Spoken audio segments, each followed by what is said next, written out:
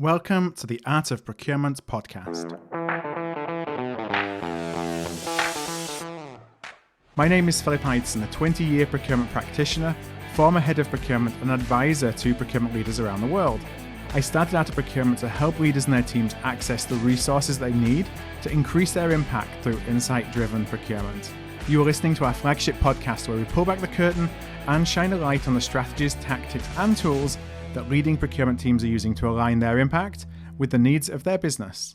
And today on the show, I'm joined by Ashley Cruz, Manager of Client Services, and Thomas Lawson, a Product Development Manager at ProcurementIQ. We've been taking a deep dive at Art of Procurement recently into market intelligence.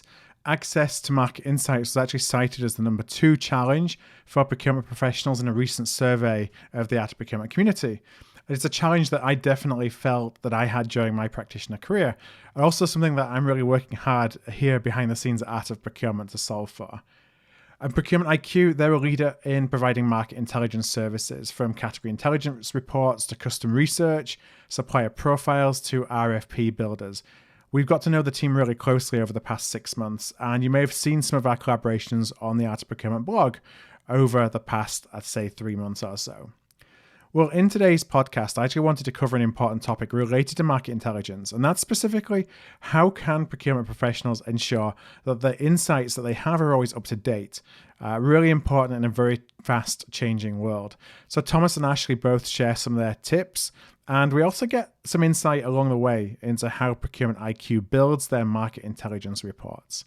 So let's kick things off, where I ask Ashley to start with if she found procurement or if procurement found her. Procurement definitely found me. My background is in economics. So when I actually started at ProcurementIQ, it was for an analyst role, doing kind of procurement business research. And even then, procurement research was very new to me. So after a couple of years, I transitioned into a technical specialist role to better support our clients and meeting their needs with market intelligence. And currently, I am the manager of one of our customer success teams. And Thomas, I got the same question for you. How did you find yourself in this world of procurement?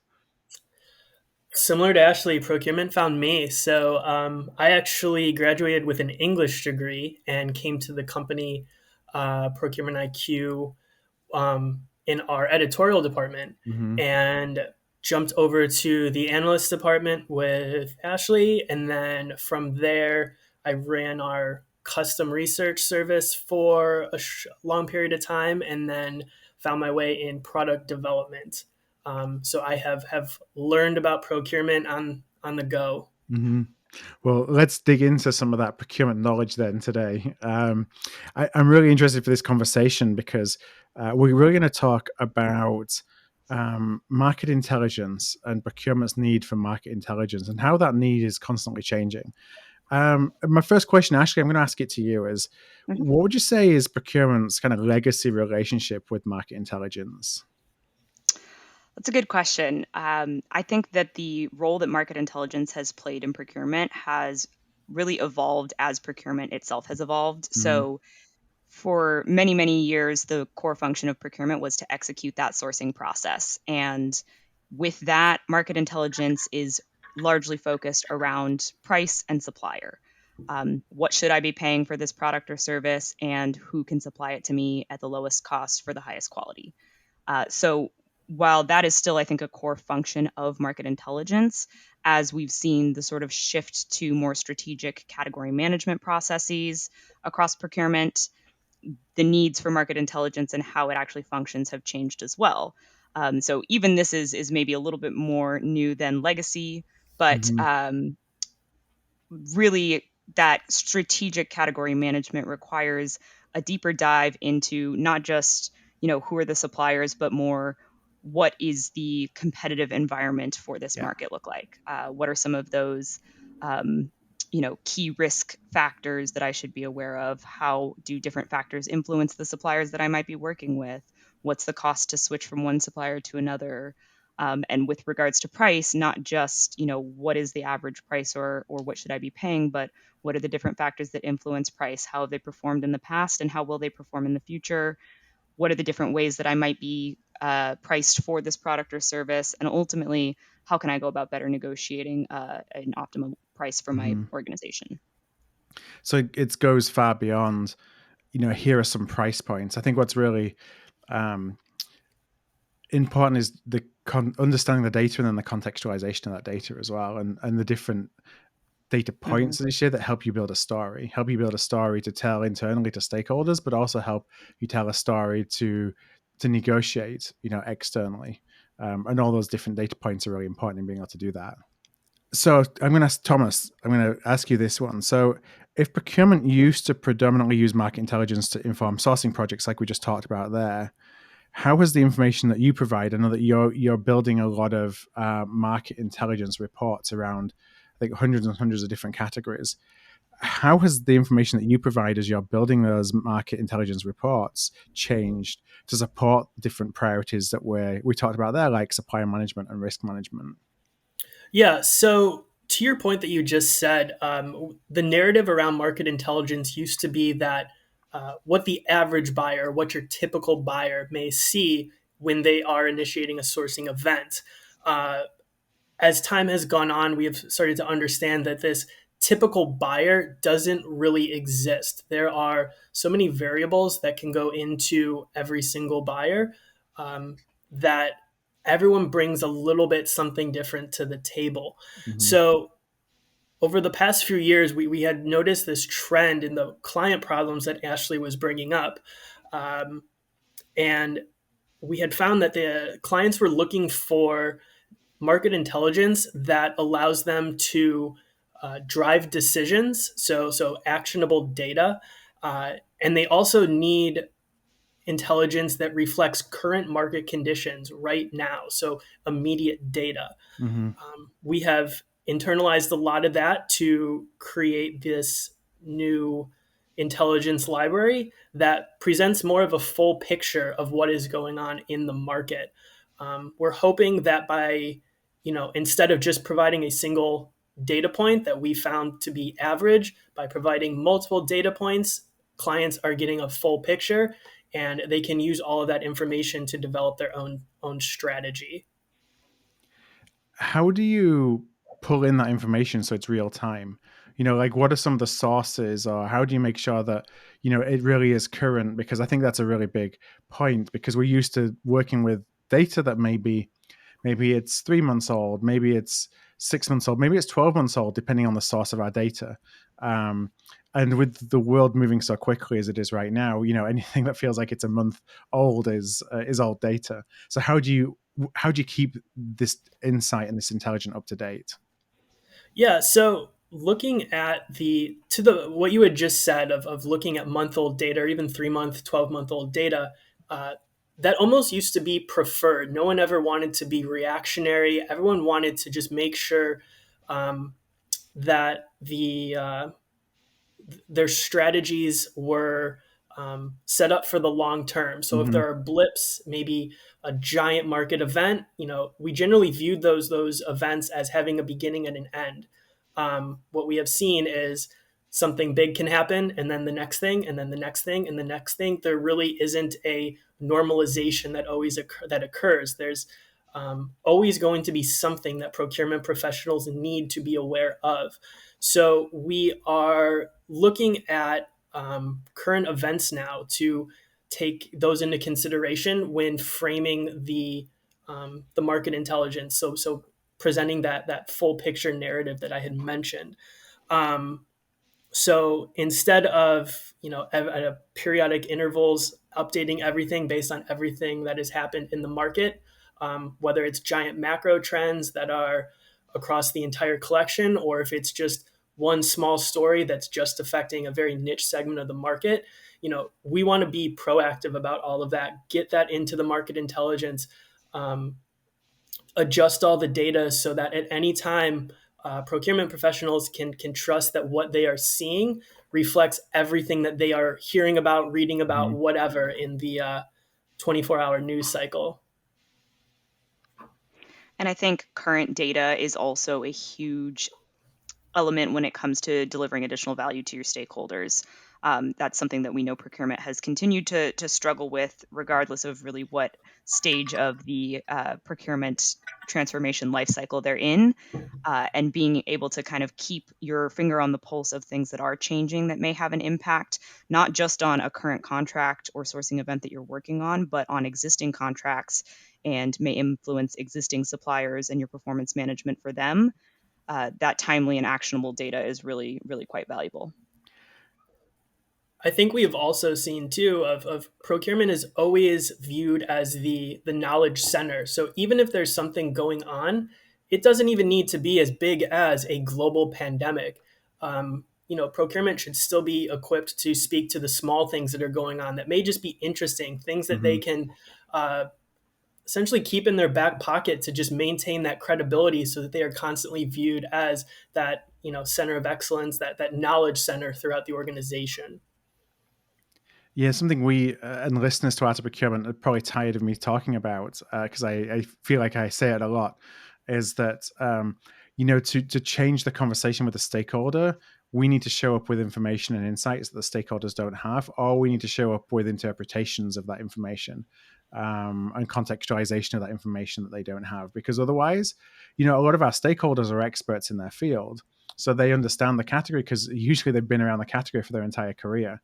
But they obviously have a different perspective, but they feel as though they know the information, they know what's going on. If we're able to bring to them insights and information that go beyond that, then they look at us as being a potential strategic partner, as opposed to somebody that can help them run a process. And that's really important the first time, in the first meeting. But what you said about kind of continually updating the information, I think allows us to continue to drip feed new nuggets of information to stakeholders. So showing that we're actually on the ball kind of 24/7, if you know what I mean, as opposed to in a single point of time when we were putting together a category strategy 9 months ago, we observed that this happened. And again, I think that changes the perception of you as a procurement professional in terms of the impact that you can have with your stakeholder. Yeah, absolutely. I feel like they're two sides of the same coin, but there sometimes is a little bit of a push and pull between institutional knowledge and third-party data, market intelligence. And when we have something like a once-in-a-generation pandemic where all markets are kind of thrown into chaos and there's huge dynamic shifts, those two factors start to compete a little bit more side by side.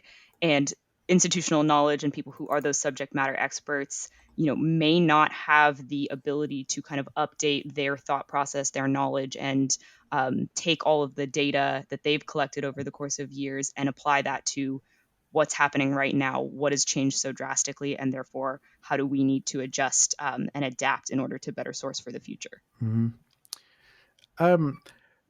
Could you talk? I'm not sure who's best placed to answer this, either Ashley or Thomas, about the interpretation of the data. So what I'm thinking of, as I think about your reports, one of the things that folks who follow Art of Procurement will have seen is recently we've done a lot of articles and produced infographics actually in partnership with ProcurementIQ around things like the cost structures of a particular product or category. And I think that's such hugely important information, especially right now when you're getting all these requests for cost increases, and you're figuring out, is that a valid increase, or are they just trying to, pull the wool over my eyes and get away with what they can? I just wonder if you could talk about where that kind of insight comes from that enables you to build models like that from data that is in the market ultimately, just so that procurement folks can get a better understanding of how that comes about, how that's made, how you're taking data and translating that into things like cost models and industry cost models. So yeah, we for cost models in particular, data points like the cost structure itself, we source all of that information from the U.S. Census. So the U.S. Census issues a variety of surveys. Some are issued, on even years, some are odd years, some are every 5 years, and we use our own, modeling tools and our proprietary calculations, things like that, to fill in all the gaps with the data itself. From there, we're able to take many pieces of this large puzzle and put it all together and develop all of the data points that our clients see so much value out of, including the cost structure, with the profit margins and all of the like. Yeah, and it's things like that. We talked right at the beginning about going beyond cost and just what's the price of something. There's so much information that I like in the work that you do that gives that additional context, or that you can translate into, that helps you make better decisions. It's not just a cost decision. You have things like weighted scorecards of where people are negotiating and making sourcing decisions. We talked about risk and supplier management. Ashley, I wonder from your perspective, so in the role that you talked at the beginning about being in a client services manager role, you're obviously interacting with an awful lot of procurement teams and procurement leaders. And I just wonder, as you look across all of those, what are some of the top or the most frequently asked requests or problems that you get from procurement teams when it comes to accessing market insights and intelligence? That's a great question, and I think that Thomas is probably laughing as well, because he knows the most frequently asked question that we get by far is, what are my competitors doing to source this product or service? Right. That's kind of market insights framed around that, which I think is hilarious because it kind of has the underlying assumption that I have some sort of a crystal ball that I can just kind of peer into the strategy meetings that their competitors are having when they're looking to source the same product or service. But ultimately, I think, it is kind of a necessary question in order to make sure that you're, either gaining or at least not losing a competitive advantage. And at the end of the day, all of the different elements of market intelligence and data identification kind of go into helping to answer that question. I think especially in a time like right now, another way to ask that question, to phrase it, is how has best practice evolved since I last sourced this product or service? Right. And when we're going through some of these, very extreme market shifts with, say, something like, supply chain bottlenecks or intermediate goods shortages, best practice is evolving on really like a daily basis. And so to try and ask, what is everybody else doing in order to solve this problem is a little bit reactionary. But at the end of the day, if there's 10 different strategies that you could use to help approach one of these problems, to solve one of these problems for your organization, and none of them rises to the top as the strategy that's going to net you the best outcome, really all you can look at is how are other people approaching the same exact problem. Right. So ultimately, when the only thing that you can do is look to see what other people are doing in the market and then what those market conditions are, really utilizing timely market intelligence to come up with the strategy that best suits your organization. It kind of involves that sort of, like you said before, applying the data and the analysis that you get from your market intelligence tools into a strategy that's going to best meet the needs of the organization and best play with your stakeholders and your budget and all other factors considered. When you think about those clients that you have that really make the biggest impact by through the data that you're able to provide them, that it brings them, when you think of the ones that are the trailblazers of what they do with it, what are they doing? What are those that are really maximizing the value of the information you're providing to them, doing differently than those that perhaps are not getting as much benefit as they could? Ooh, that's a really good question. I think that a lot of it does start with organizational or really departmental change and transformation.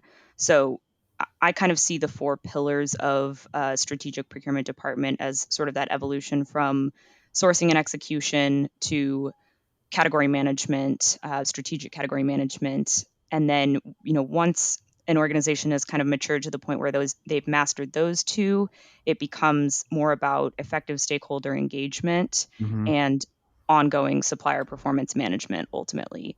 So the organizations that I see as really the most strategic and the leading edge have taken market intelligence and implemented it into those parts of the process, the holistic process, as well as just the building out of an initial category strategy. Right. We all know that it's much more effective, efficient, and ultimately happy to have good relationships with stakeholders and an ability to deliver value to them. And we've talked a little bit already about how market intelligence can help to be that knowledge center and become that trusted advisor to your stakeholders. And the same thing goes with that performance management aspect. A lot of people were kind of left in the dark when the pandemic hit, and we had some suppliers that simply couldn't meet the needs of the of their contract, or couldn't supply to the same level of quality as they had previously, and as stakeholders have come to expect from those contracts. And so for the companies that are actually utilizing market intelligence on the front end of the process in order to build out things like service level agreements and really stronger supplier relationships that are managed and measured on a regular basis, you lose less in the long term by not having to go back and go out to bid again a couple years from now, or by having an underperforming supplier, and ultimately just kind of put yourself in the best position by involving market intelligence into that holistic part of the process, including the ongoing supplier performance management when you're first going through, the process of actually sourcing a new contract. Yeah, so there's kind of value to be had in using market intelligence in the sourcing process for sure, but you're not going to maximize the value of it if you're not integrating it into your strategy ultimately and making kind of these strategic decisions as opposed to more sourcing execution. Where I think there's still value, especially if you're coming into it with not necessarily experience in that category, but you're not going to get as much bang for your buck, so to speak, from market intelligence when it is event driven, I don't think. And it sounds like that's kind of what you see. You see people definitely getting value from it from a sourcing project, but you're going to amplify that value when you're using it much more upstream. I think the intelligence should be something that a professional wants to return to throughout the length of the contract. It's not, and this is one of the shifts we've seen, market intelligence is not something you consult once at the beginning of a sourcing project and then you come back in 3 to 5 years and that's it. To Ashley's point about supplier management, price is not the only concern anymore. And if anything, it's the biggest concern is just creating those solid vendor relationships. We're seeing this right now with the consumer goods shortages.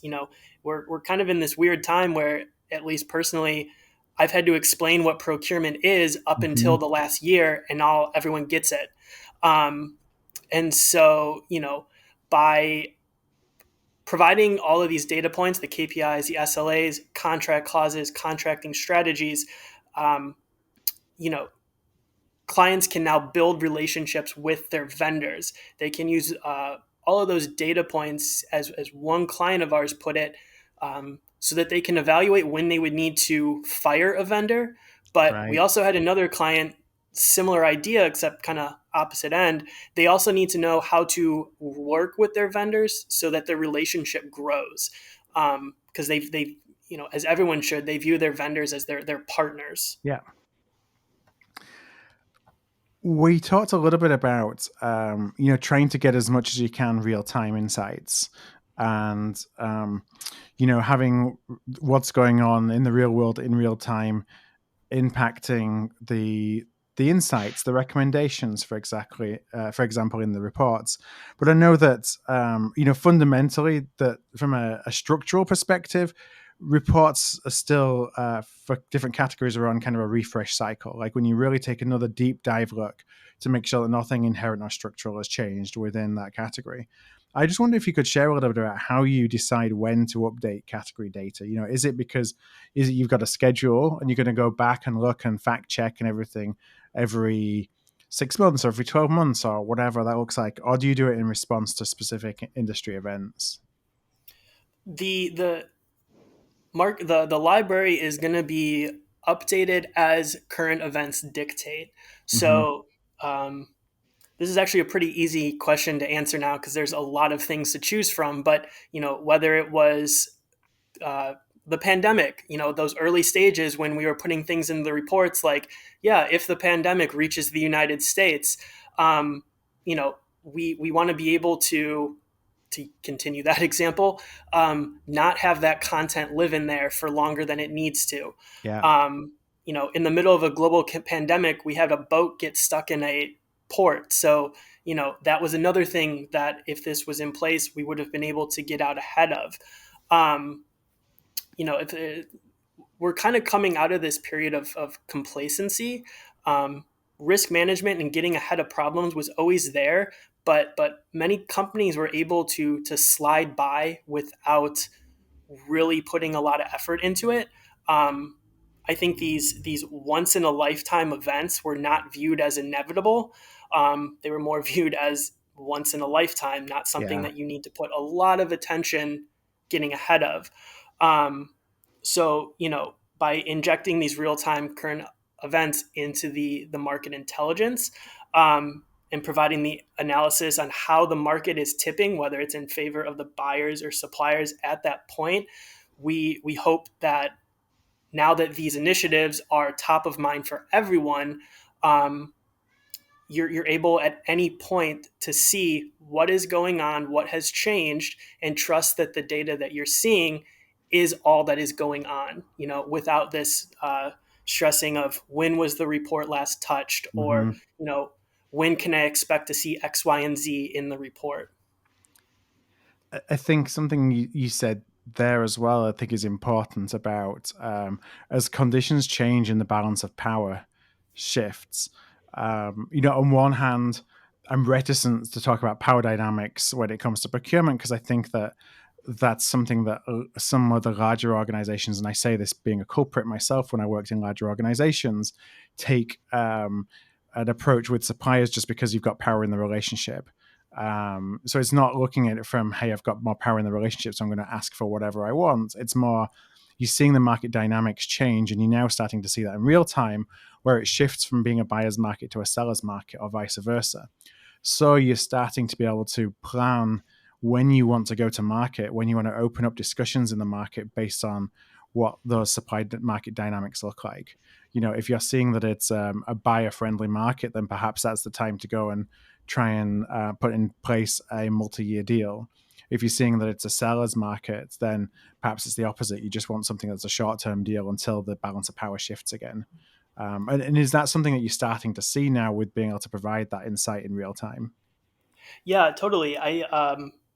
Part of the new direction that we're heading is exactly that, giving readers that recommendation, whether right now is a time that you should be buying, like you said, with a multi-year deal or something to that effect, or is right now something you should be coming up with a Band-Aid solution for, because maybe it's best to pump the brakes and revisit this in a year, hoping that all of those current events that are currently making this a supplier's market perhaps subside. At the very least, obviously no one can tell when things will subside, but it should give you an idea of when you should revisit the sourcing initiative. And to add to that, the truth is that without those more, regularly refreshed and very current market updates, buyers can't actually go about having that same level of a really flexible process for making those types of decisions. When people are utilizing market intelligence once every 3 years as they're going back to that regular schedule themselves for purchasing something, you're going to find yourself in a seller's market, one out of every several times that you're doing that, and therefore will put yourself at that disadvantage by just having your kind of regular schedule. So by looking at more current market intelligence that allows you to keep your finger on the pulse of not just how things like input costs are changing, but also how the full balance of power dynamic is changing, procurement departments can make a more strategic decision about when to go out to bid for things when they have flexible contracts in place in order to give themselves that room for change. And you mentioned the sort of balance of power dynamics a minute ago as well, Phil. And while, we're never probably going to completely take those away from buying and selling relationships by any means, I think one really promising thing that we are seeing, and this is really mostly among those leading edge, the most strategic procurement departments, one thing that we're seeing is this kind of shift from simply asking, how can I optimize things for my organization and for my internal customers, more towards this, also how can I improve purchasing to benefit the network or community or even the world around me? Yeah. And that's something where we're seeing supplier diversity really taking off and taking hold in the marketplace. Corporate social responsibility and ESG as well, starting to have an increasing influence in procurement decisions. So it is, at least a bright spot there that those power dynamics are not always going to be solely focused on me, what's best for me, but that there are organizations that are working towards trying to, increase the level of fairness and equitability for all, all types of businesses by really supporting some more of those community betterment initiatives. That's actually really positive to hear as well, because I'm hearing, we've heard a lot about these initiatives, especially around ESG, for a number of years in procurement. I remember doing spreadsheets as looking after supply diversity 10, 15 years ago, and it was always kind of check the box exercises. And even just the last 6 to 12 months, I've seen a real step change in how serious a lot of the leading organizations are taking these initiatives. There's a real direction, passion, interest that this is somewhere that is important to our organizations, and it's something that procurement can play a role in, as we've known for a long time, but we're actually doing it. So it's encouraging to hear that that's kind of something you're observing as well. Absolutely. I think that for a long time we felt that the reason for these types of initiatives in procurement or even product development for companies was mostly a PR thing. And I'm feeling and hearing the exact same thing as what you just mentioned, which is this fundamental shift in how much effort and investment and really just desire to do better overall, and not just what does this mean for my bottom line, for my company's bottom line. It's definitely promising, and it's certainly something that we hope to see more of as well, and hope to be able to support through better market intelligence around those factors and how companies can improve. So I want to just close with a question I've got for you, Thomas. When we were actually prepping for the interview, you mentioned the importance of actionability and immediacy. And I think we maybe touched a little bit on it at the beginning, but I want to explore that just a little bit more. Why are those things, the actionability and that immediacy, why are they so important? And how do you see that tying in with procurement and market intelligence today? Yeah, so the very first question you asked us of where Ashley and I both said that, procurement found us. I think one of the most eye-opening parts of that is once you start to talk to people that have made a career of working in procurement, you start to see you could be talking to someone one day about their marketing contract and the next day on their computer router contract. Right. And there is obviously no overlap between those two things, which I think is where something like market intelligence comes into play. So it's no secret that procurement professionals are short on time, and it's given their workload, it's impossible for them to be able to seek out and retain all of the intelligence they need to always be that expert.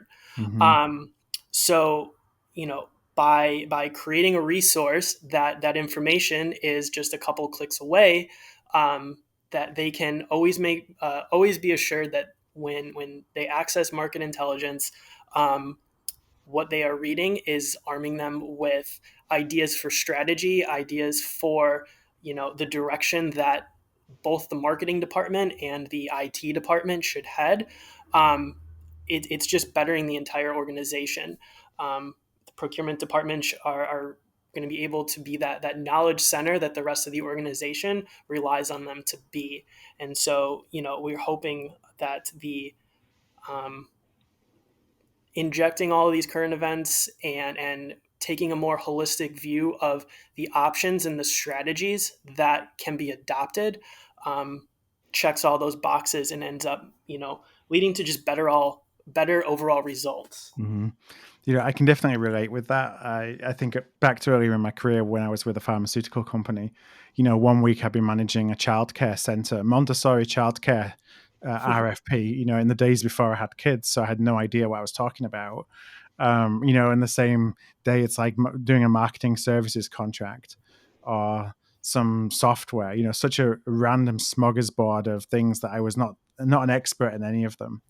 And one of the things, we do is without access to that market insights, you're basically spending hours and hours and hours and hours trying to find things online, and you never know the validity of the source, how old it is, and there's just only so much that doing that can take you. We have this challenge where we mentioned it, we've got so much work going on as a procurement professional. It's like we just keep getting hit by more and more and more projects to do, for example, and it's really hard to step outside of that and actually think, okay, how are ways that I can create strategic value? So anything that helps us speed up that process, and not only speeds up the process, but gives us data that we can trust, is such a big value, because it does two things. One, it means that I do have time that I'm not spending researching on categories I'm not necessarily an expert in. So that time can be better spent thinking more strategically or connecting with my stakeholders or whatever. And it gives me confidence that when I'm going to my stakeholder with this information, they're not just going to look at it and say, like, where the heck did you get that from? Which was always a little bit of a, you never quite knew if it was going to pass the sniff test when you presented it to a stakeholder. So, both things that for sure I've dealt with during my career. So I know it's about time to wrap up, so I want to ask the very last question. I always say in each podcast that this is the easy question. I'm going to ask you first, Ashley, and that's if guests would like to reach out and connect with you. Sorry, if listeners, I trip over my own words here. If listeners would like to reach out and connect with you, where would be the best place to find you? Listeners can find me on LinkedIn. Ashley Cruz is a very common name, so it's Ashley A. Cruz at ProcurementIQ. Great. And Thomas? Yeah, LinkedIn as well. My email is listed. I'm happy to talk to anybody that is interested about anything we talk about. Great. Well, what I'm going to do is I'll put both of your LinkedIn profiles in the show notes episode for today's podcast. I'll also include a link to ProcurementIQ for anybody who'd like to know a little bit more and all the different range of categories that you cover. So those are all going to be, if you go to artofprocurement.com/podcast, that's artofprocurement.com/podcast, you'll see the back catalog of all of the Art of Procurement podcasts right there. And you'll see amongst those this conversation with Ashley and Thomas. So Ashley, Thomas, one last time, I just want to thank you so much for joining us today and sharing your insights with the Art of Procurement community. I want to thank you for listening into today's episode of the Art of Procurement. To go deeper, including access to transcripts and actionable outtakes from the podcast, join the free level of our AOP Mastermind community. To learn more, go to artofprocurement.com/mastermind. And to find our entire back catalogue of almost 400 episodes, go to artofprocurement.com/podcast.